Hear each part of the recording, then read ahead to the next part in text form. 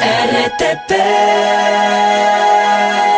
Economista Emilio González, con él vamos a hablar sobre el impacto que generan los aranceles en América Latina y Europa. Bienvenido a la mañana en RTP, estimado economista, gracias por acompañarnos. Muchas gracias a vosotros por invitarme. No, gracias a usted. Hace poco leíamos un titular bastante interesante, ¿no? Y es cómo las economías más fuertes del mundo comienzan a reunirse para de alguna u otra forma llegar a acuerdos y bajar las tensiones en temas arancelarios. ¿Qué tanto podría ayudar? Y yo ponía sobre la mesa también, sin dejar a un lado, la repercusión que tienen este tipo de guerra o de aranceles que se han colocado entre países como China y Estados Unidos con economías como la de nosotros, como la de Ecuador. Bienvenido. Bueno, una guerra comercial de esta naturaleza con los aranceles tiene, en el caso de economías como Ecuador, tiene tres efectos. El primero de ellos es porque Donald Trump está imponiendo aranceles indiscriminadamente a la mayor parte de países del mundo, incluido el Ecuador, y por tanto eso es un elemento que, de persistir los aranceles, va a dificultar la exportación ecuatoriana hacia Estados Unidos, teniendo en cuenta que para el conjunto de Latinoamérica Estados Unidos representa la mitad de sus exportaciones, pues es una primera parte del problema. La segunda parte es un efecto indirecto, porque los aranceles a China, si el objetivo es desacelerar las ventas de China en Estados Unidos y China no encuentra mercados alternativos, China reducirá su producción y por tanto su demanda de materias primas, que uno de sus suministradores son los países latinoamericanos, y entonces tendrá consecuencias negativas para el crecimiento, el empleo y el bienestar en Latinoamérica, porque esa exportación de materias primas se verá reducida. Y la tercera parte es lo que refiere al dólar, y más en el caso de una economía como Ecuador, que es una economía que está dolarizada, en tanto en cuanto todas estas políticas, junto con las políticas de deuda pública que está llevando a cabo la administración Trump, está debilitando al dólar, y entonces eso hace que el dólar esté perdiendo peso, esté perdiendo importancia como divisa de reserva a nivel internacional, y que todo lo que se tenga que pagar en dólares vaya a ser a partir de ahora más caro, mientras que la moneda va a ser cada vez menos creíble. Y entonces eso también en una economía como la de Ecuador tiene efectos. Por un lado, porque un dólar más barato le puede permitir exportar mejor, pero por otro lado, todo aquello que tenga que pagar en moneda extranjera lo va a tener que pagar mucho más caro. Economistas, justamente el tema de las criptomonedas, leí un artículo donde decían que la parte económica en sí, Estados Unidos quiere implementar la criptomoneda como una moneda fuerte, pero obviamente países latinoamericanos no estamos todavía ni preparados ni conscientes, porque muchos tenemos una propia moneda, o en el caso del Ecuador, que estamos dolarizados. En sí, esa criptomoneda que quiere incorporar más que todo Estados Unidos, ¿cómo lo ve? Si es a corto, o a mediano o a largo plazo. A ver, yo creo que eso es un proyecto, primero, que es de... lo que pretenden es que parte de las reservas de Estados Unidos estén en criptomonedas. Sí. Entonces, eso se puede hacer en cualquier momento, porque simplemente autorizará a la Reserva Federal a que parte de las reservas exteriores de Estados Unidos sean en Bitcoin, Ethereum o cualquier otro tipo de criptomonedas. El problema que tienen las criptomonedas es que no son un medio universal de pago, y que por tanto otros países se pueden negar a aceptar el pago en criptomonedas, el pago en Bitcoin para el comercio internacional, para inversiones o para devolución de deuda, puesto que es algo que no está internacionalmente aceptado. La tercera cuestión está en si en los planes de Donald Trump está el utilizar las criptomonedas que existen actualmente, o si lo que pretende es lanzar una criptomoneda propia, porque ahí tenemos también un problema de plataformas tecnológicas que dificultan el intercambio. Entonces eso es una cuestión que lo veo bastante complicado, bastante difícil de implementar, y que me parece que tiene más que ver, con movimientos de algún tipo de naturaleza especulativa que de otra naturaleza, porque vemos también que el valor de las criptomonedas es si la gente se cree o no se cree que pueden valer dinero, y vemos que pueden sufrir países que opten por reservas en criptomonedas, pues como ha sufrido El Salvador de Bukele, que puso el 100% de las reservas extranjeras exteriores en este tipo de activos, y que vio cómo su valor se hundía cada vez que hay crisis, ¿no? Entonces yo creo que es más un deseo que una realidad factible. Otra cosa es si, como están trabajando algunos bancos centrales, como es el Banco Central Europeo, la propia Reserva Federal o el Banco de Inglaterra, en lo que son las monedas digitales que puedan sustituir en parte al dinero físico, pero eso sería ya monedas que estarían respaldadas por el Banco Central, emitidas por el Banco Central de la misma manera que se emiten billetes y monedas de dólar o billetes y monedas de euro. Y en ese caso, para las economías dolarizadas sería un problema, porque la Reserva Federal tendría que proveer de este tipo de monedas digitales, y vamos a ver si es posible y si está disponible la tecnología para que se puedan compartir entre bancos centrales de distintos países. Esa sería la traba tal vez o la duda más grande dentro de estas transacciones. Las dudas son fundamentalmente, primero, si se consigue la tecnología. Uno de los problemas que hay es que cada banco central que está desarrollando las monedas digitales como proyecto está desarrollando su propia tecnología.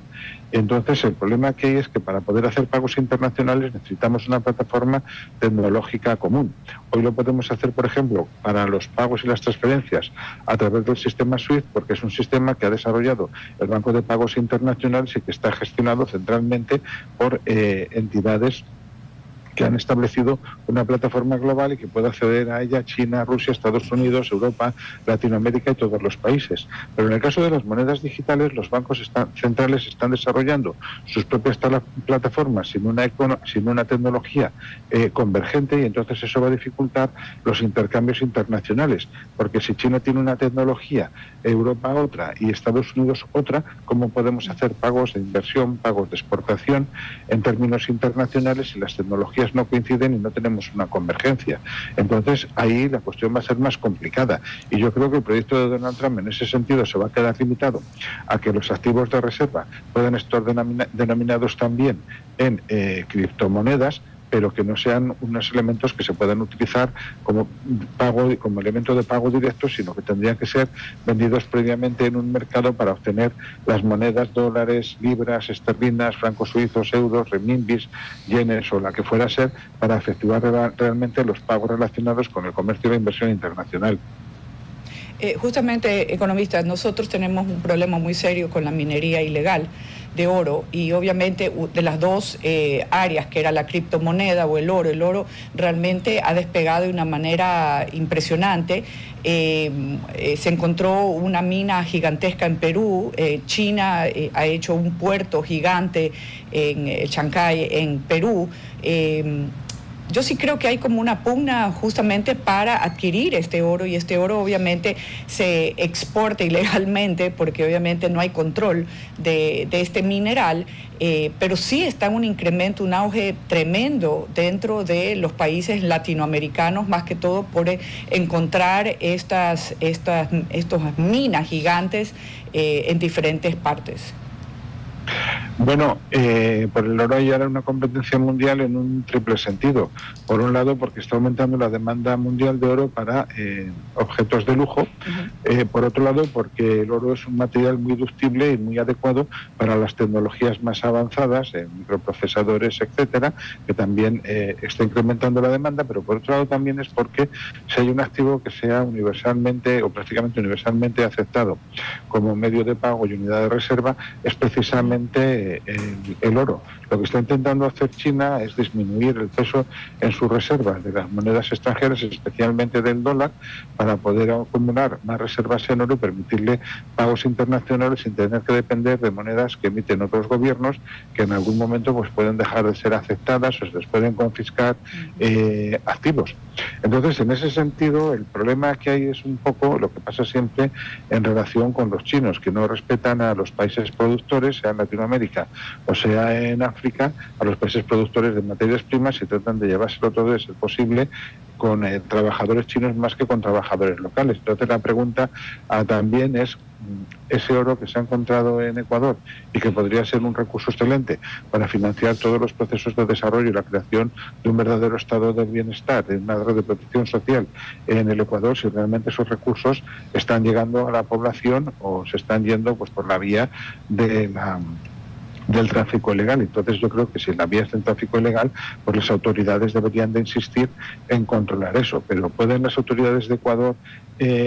aguantar la presión que pueda ejercer el gobierno chino en ese sentido? Entonces esa es una cuestión que habría que plantear también, en el sentido de qué política puede hacer Ecuador en materia de exportación ilegal de oro.